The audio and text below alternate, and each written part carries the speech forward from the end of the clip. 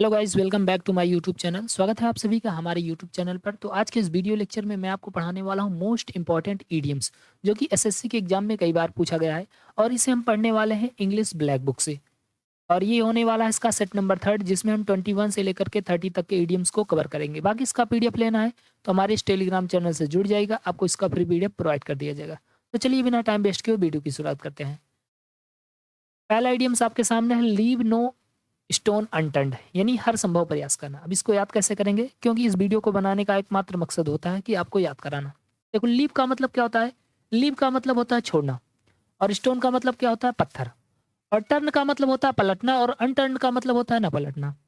कहने का मतलब, आप कोई सामान, मान लीजिए आपका कोई सामान खो गया है और वो पत्थर के पास ही खो गया है, तो आप क्या करेंगे? पत्थर हटाएंगे, पत्थर हटा करके खोजेंगे। ऐसे कम से कम मान लीजिए वहां पर 50 स्टोन्स हैं, तो 50 स्टोन को आप क्या करेंगे? पूरा का पूरा आपको हटाना पड़ेगा। हटा करके क्या करना पड़ेगा? हटा करके अपना सामान ढूंढना है। मतलब जितना भी स्टोन है, सारे के सारे स्टोन को हमें अ, पलट देना है। उसको, किसी भी स्टोन को हमें अनटर्न्ड नहीं रहना, मतलब किसी को छोड़ना नहीं है, सबको पलट देना है। यानी हर संभव प्रयास कर लेना है। कहने का मतलब ये है कि जैसे जितना भी भाई वहां पर स्टोन होगा, सारा का सारा स्टोन हम क्या करेंगे? सारा का सारा स्टोन हम उसको टर्न कर देंगे। किसी को भी अनटर्न्ड नहीं छोड़ेंगे। लीव नो स्टोन अनटर्न्ड, मतलब किसी को अनटर्न्ड नहीं छोड़ना है। सारे के सारे को क्या कर देना है? टर्न कर देना है। यानी हमें अपना पूरा प्रयास करना है, हर संभव प्रयास करना है। इंग्लिश मीनिंग देख लेते हैं। To try possible course of action in order to achieve something, मतलब पॉसिबल कोर्स ऑफ एक्शन, कोई एकदम बढ़िया एक्शन करना, in order to achieve something, किसी चीज को प्राप्त करने के लिए। या to make all possible effort, मतलब हर प्रकार के पॉसिबल एफर्ट करना है, हर प्रकार के पॉसिबल प्रयास करना। इसके बाद 22 नंबर है, a fish out of the water. इसका मतलब होता है असहज परिस्थिति। अब देखो, इसको याद करने की जरूरत नहीं। कैसे? इसको आप समझ लो बस। अ फिश, एक फिश है, आउट ऑफ वाटर, उसको वाटर यानी पानी के बाहर रख दिया जाए। भाई मछली तो पानी में रहती है, अगर उसको हम पानी के बाहर रख देंगे तो क्या वो बहुत खुश हो जाएगी? वो तो बहुत ही अनकंफर्टेबल हो जाएगी, वो बहुत ही असहज स्थिति में आ जाएगी ना।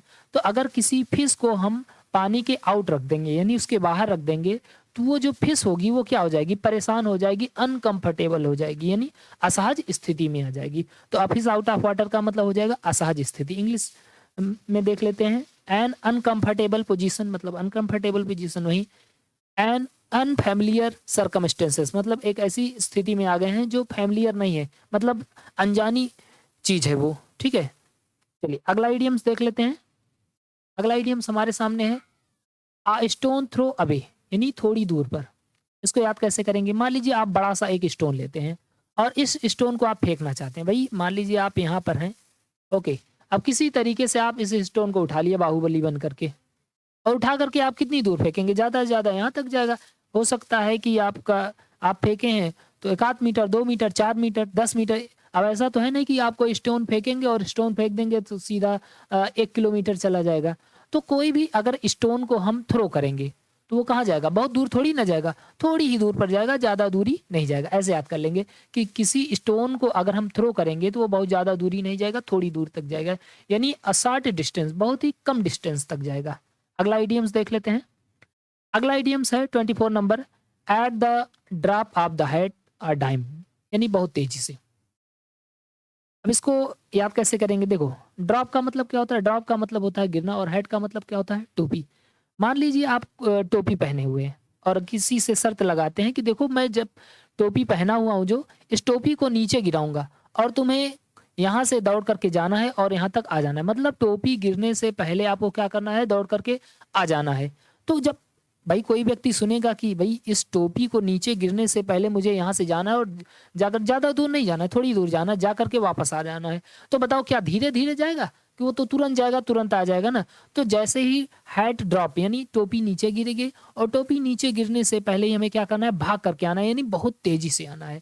तो जब भी टोपी ड्रॉप होने वाली है उसके पहले हमें कोई काम कर लेना है, यानी हमें बहुत तेजी से काम करना है। विदाउट एनी हेजिटेशन, मतलब बिना किसी हिचकिचाहट के। हिचकिचाहट का मतलब यहाँ पर क्या है? भाई अगर हम हिचकिचा जाएंगे तो थोड़ी देर ही होगी। तो इंस्टेंटली, इंस्टेंटली का मतलब होता है जल्दी से। Without having planned, be formed, मतलब बिना किसी प्लान के बहुत तेजी से काम कर देना। अगला आइडियम्स देखते हैं। अगला इडियम्स हमारे सामने है बी ऑल ईयर्स, यानी गौर से सुनना। अब देखो, वैसे आप जानते हैं कि एक आदमी के 2 ही कान होते हैं, यहाँ पर ऐसे 2 कान होता है ना, लेकिन अगर उस आदमी के 2 कान ना हो, हर चीज़ कान ही हो जाए, जैसे नाक है, नाक नहीं वो कान हो जाए, ठीक है? नाक से भी आदमी सुनने लगे, मुँह है, मुँह भी कान बन जाए, बाल है, बाल भी कान बन जाए, हाथ कान बन जाए, हर जगह मतलब उसके शरीर में कान ही कान हो जाए। अब कान ही कान जब हो जाएँगे तो कोई बात करेगा तो बहुत आसानी से सुन लेगा, बहुत तेज़ी से सुन लेगा कि नहीं? तो अगर उसके पास सारे के सारे कान हैं, बी ऑल ईयर्स मतलब सारे के सारे कान हो जाएँगे, हर बॉडी का हर पार्ट क्या हो जाए, अगर कान ही हो जाए तो आदमी क्या करेगा? किसी भी चीज़ को बहुत ही गौर से सुन सकता है, बहुत ही आसानी से सुन सकता है। तो यहाँ पर इसका मीनिंग देख लेते हैं, लिसनिंग इंटेंटली मतलब बहुत तेज़ी से सुनना, वेरी अटेंटिव बहुत ही एकाग्र होकर के सुनना। To be ready and eager to listen मतलब रेडी हो जाना, ईगर ईगर मतलब होता है इच्छुक होना, टू लिसन किसी चीज़ को सुनने के लिए, यानी कोई चीज़ आप सुनना चाहते हैं बहुत ध्यानपूर्वक, इसका मतलब यही होगा। चलिए अगला आइडियम्स देख लेते हैं, bite off more than one can chew यानी अपनी क्षमता से अधिक काम लेना, यानी इसका मीनिंग पहले हम समझ लेते हैं। देखो इसको याद कैसे करेंगे, बाइट बाइट का मतलब क्या होता है, बाइट का मतलब निवाला या खाना, मोर than one can chew chew का मतलब क्या होता है, चबाना या खाना, मतलब आप उससे ज़्यादा मुंह में ले ले रहे हैं जितना आप चबा सकते हैं। जैसे मान लीजिए कोई आदमी भाई रोटी का एक टुकड़ा खाता है, अब उसके मुंह में 5-20 टुकड़ा डाल दिया, निवाला डाल दिया जाए तो क्या वो चबा सकता है? मतलब वो अपनी क्षमता से ज़्यादा भर लिया है ना, तो जितना वो बाइट कर सकता है उससे मोर देन उससे ज़्यादा ले लिया है, जितना वो बाइट कर सकता है उससे ज़्यादा ले लिया, यानी अपनी क्षमता से क्या कर लिया है, वो किसी चीज़ को ज़्यादा ले लिया। जितना वो काम कर सकता है, भाई मान लो इतना छोटा-सा पत्थर वो उठा सकता है, लेकिन वो इतना पत्थर उठा रहा है तो ये क्या हो गया? इसके लिए हम इडियम्स यूज़ करेंगे, bite off more than one can chew मतलब जितना काम कर सकते हो उतना ही काम करो, अपनी क्षमता से ज़्यादा काम मत करो। ओके, इसका इंग्लिश मीनिंग देख लेते हैं, to take one can more than deal मतलब to take one can more मतलब उससे ज़्यादा लेना जितना आप डील कर सकते हैं, जितना डील कर सकते हैं, जितना आप पचा सकते हैं, उससे ज़्यादा आप खा ले रहे हैं, उससे ज़्यादा आप ले रहे हैं कोई चीज़। To take on task too big for oneself मतलब कोई ऐसा बड़ा काम ले लेना जो खुद के लिए बहुत ज़्यादा बड़ा हो, मतलब आप उतना बड़ा काम नहीं लेते हैं। To have try to something which is too difficult कोई ऐसी चीज़ को ट्राई करना जो बहुत ज़्यादा डिफिकल्ट हो। मान लीजिए भाई आप रेलवे की तैयारी कर रहे हैं, अब रेलवे की तैयारी आप कर रहे हैं लेकिन रेलवे का आप पेपर नहीं निकाल पा रहे हैं, आप कह रहे हैं कि नहीं हम आईएएस की तैयारी करेंगे, तो फिर ये तो दिक्कत है भाई, रेलवे में भी पहले थोड़ा अच्छा प्रदर्शन होना चाहिए, आपका दिमाग थोड़ा शार्प होना चाहिए। अब एकदम लोलर टाइप के हो, सोच रहे हो कि अब आईएएस बन जाएगा, ऐसे थोड़ी ना हो सकता है। तो इसका मतलब यही हो जाए, ठीक है? चलिए अगला देख लेते हैं।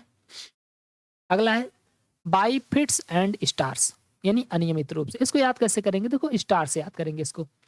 जो स्टार होता है, अब ऐसा तो नहीं कि स्टार हमेशा रहता है, स्टार क्या करता रहता है? टिम टिम टिम टिम करता रहता है। स्टार रात में क्या होता है? टिम टिम करता रहता है। तो टिम टिम ऐसा नहीं कि कंटिन्यूअसली करेगा, अब उसका कोई टाइम फिक्स नहीं होता है कि इतने बजे ही इतने समय पर ही टिम टिम करना है। तो स्टार्स जो होते हैं वो अनियमित होते हैं, कभी यहाँ दिख रहे हैं, कभी यहाँ दिख रहे हैं, कभी यहाँ टिम टिम कर रहे हैं। तो स्टार क्या होते हैं? स्टार अनियमित होते हैं, इसको ऐसे याद कर लेंगे, ठीक है?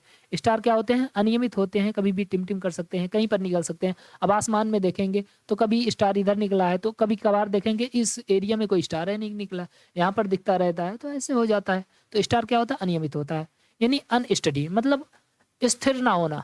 स्टडी का मतलब होता है स्थिर होना और अनस्टडी का मतलब अस्थिरता।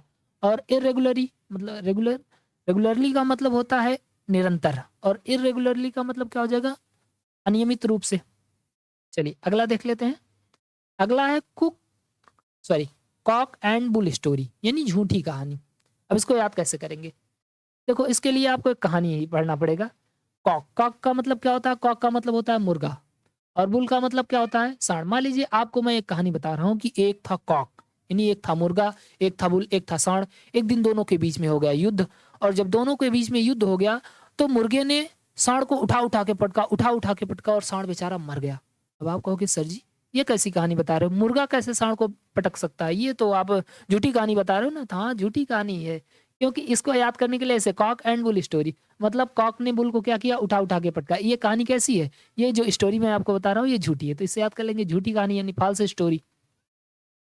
अभी इंग्लिश मीनिंग देख लेते हैं, an implausible story use an explanation और एक्सरसाइज मतलब कोई ऐसी झूठी कहानी जिसको यूज किया गया है किसी चीज को एक्सप्लानेशन करने के लिए। एन अब्सर्ड स्टोरी मतलब एक बेतुकी कहानी जिसका कोई तुक ही ना बनता हो। इम्प्रोबेबल स्टोरी मतलब उस मतलब ये झूठी कहानी है, सही कहानी नहीं है। वाइल्डली एग्जैगरेटेड आर फाल्सिफाइड स्टोरी, मतलब झूठी कहानी। सबका मतलब क्या हो जाएगा? झूठी कहानी हो जाएगा। चलिए अगला इडियम्स देख लेते हैं। अगला है fair weather friend. Fair weather friend का मतलब क्या होता है? स्वार्थी मित्र। अब इसको याद कैसे करेंगे? फेयर का मतलब क्या होता है? फेयर का मतलब होता है अच्छा। वेदर का मतलब क्या होता है? मौसम। और फ्रेंड का मतलब मित्र। मतलब एक ऐसा आपका फ्रेंड है जो आपका साथ देता है हमेशा फेयर वेदर में, यानी अच्छे मौसम में ही आपका साथ देगा। जैसे अच्छा मौसम रहेगा तभी आपके साथ में आएगा। अब अच्छा मौसम का मतलब क्या है? अच्छा मौसम का मतलब जब आपके पास पैसा वैसा रहेगा, हर चीज़ रहेगी, तभी वो आपके पास आएगा। और जैसे ही कठिनाई का समय चलने लगेगा, वेदर खराब हो जाएगा, तब आपके साथ वो नहीं आएगा। क्योंकि उसको पता है ना कि अच्छा भई मौसम अच्छा है तो इनके पास सारी चीज़ें यहाँ व्यवस्था है, यहाँ पर चल सकते हैं। जब मौसम खराब हो जाएगा तो आपके पास नहीं आएगा। तो एक ऐसा फ्रेंड जो आपका अच्छे ही समय में साथ देता है, वेदर का मतलब हम समझ लेते हैं समय, ठीक है? एक ऐसा मित्र जो आपका सही समय में ही साथ देता है, यानी अच्छे समय में ही साथ देता है, वो क्या होता है? स्वार्थी मित्र होता है। मतलब वो जब भी कठिनाई आएगी वो क्या हो जाएगा? वो भाग जाएगा। तो देखो यहाँ इंग्लिश मीनिंग देख लो, फ्रेंड इन गुड टाइम्स मतलब अच्छे समय का मित्र। Support only when easy and convinced, मतलब जब ईज़ी समय हो, मतलब आसान समय हो, तभी वो आपको सपोर्ट करेगा। A friend who desert you in difficulties, एक ऐसा फ्रेंड जो डिज़र्ट कर देता है। डिज़र्ट का मतलब छोड़ देता है, यू आपको इन डिफिकल्टीज़ कठिनाइयों में, मतलब कठिनाई के समय में आपको छोड़ देगा। अ सेल्फिश फ्रेंड स्वार्थी मित्र, तो वही मीनिंग तो बता ही दिए थे ना। चलिए अगला इडियम्स देख लेते हैं और ये लास्ट इडियम्स है इसका। Gate out of the hand, इसका मतलब होता है हाथ से निकल जाना। तो ये तो साफ-साफ दिख रहा है, gate out of the hand. Get out का मतलब होता है बाहर चले जाना, हैंड मतलब हाथ से। यानी कोई चीज़ हमारे जो कंट्रोल में थी वो कंट्रोल से बाहर चली गई। तो ये क्या कहलाएगी? Get out of the hand, यानी हाथ से बाहर निकल जाना, उस पर हमारा कंट्रोल खो गया है।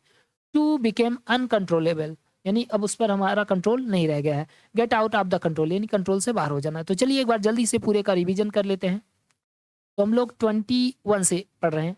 लीव नो स्टोन अनटर्न्ड का मतलब होता है कि हम किसी भी काम को करने में पूरी अपनी मेहनत लगा देंगे, हर संभव प्रयास करेंगे। ओके।